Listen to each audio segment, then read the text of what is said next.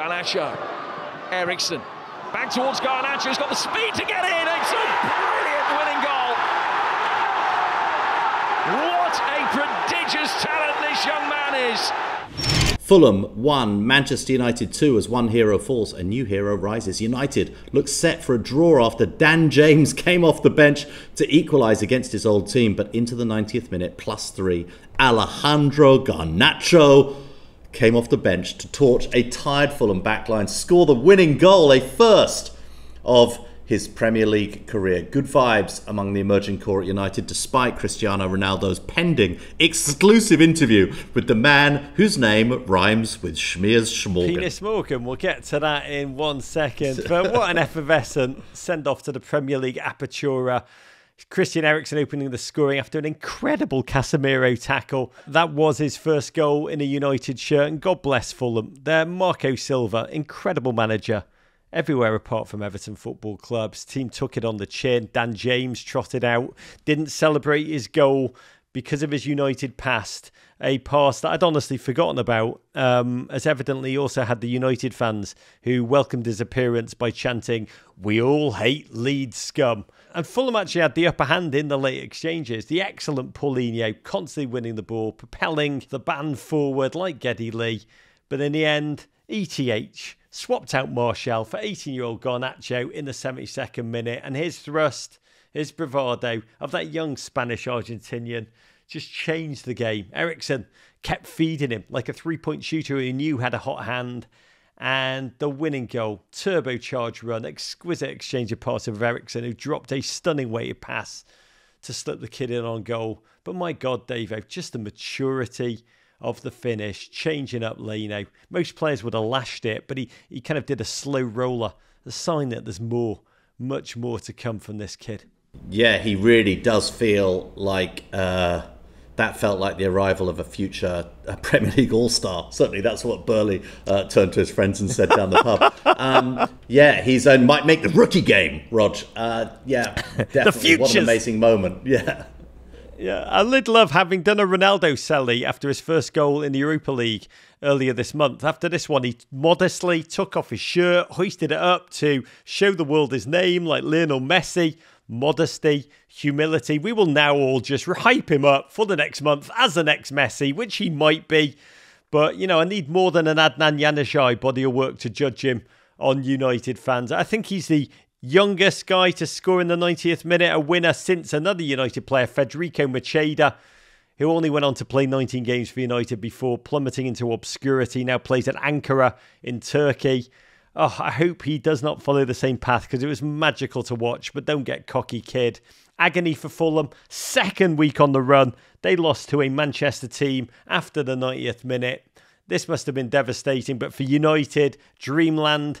The win took Erik ten Hag to within 3 points of Spurs in fourth. I think they've got a game in hand.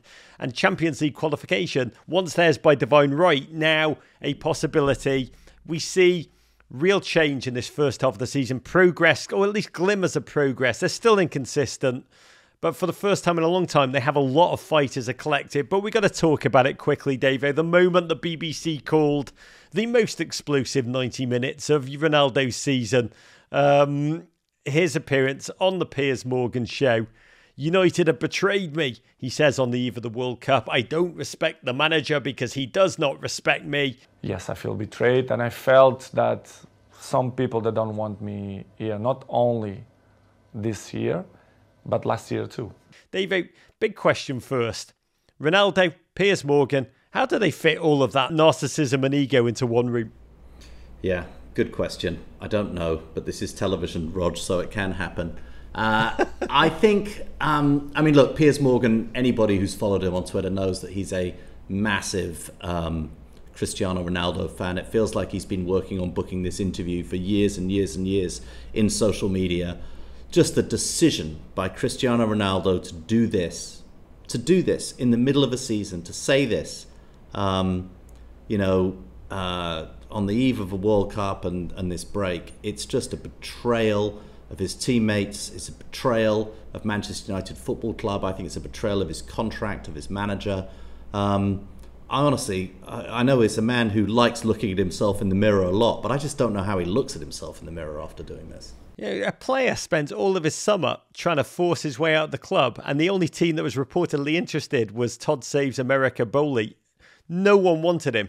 And then to turn around and claim to feel betrayed, I mean, that's a remarkable sense of self. And Ronaldo is in a PR war that he has no idea he's already lost, because United have lost half the Premier League games that he started this season, and he's attacking the team as if it's still the hot mess of the Ralph Rangnick days. Erik ten Hag has actually feel-good momentum, and to take on the entire club in this moment. By the way, I feel for the Portuguese national team, who are now doomed to a World Cup in which every press conference is about Ronaldo and Manchester United. It is taking over the club at this moment of progress. It's taking over his nation at this moment of progress. A lot of United fans are already talking about how this stains his entire legacy. And that's it. This is legacy tarnishing in its arrogance, its vanity, and its ignorance that the only person who always wins is Father Time, which ultimately is what we're watching with Ronaldo.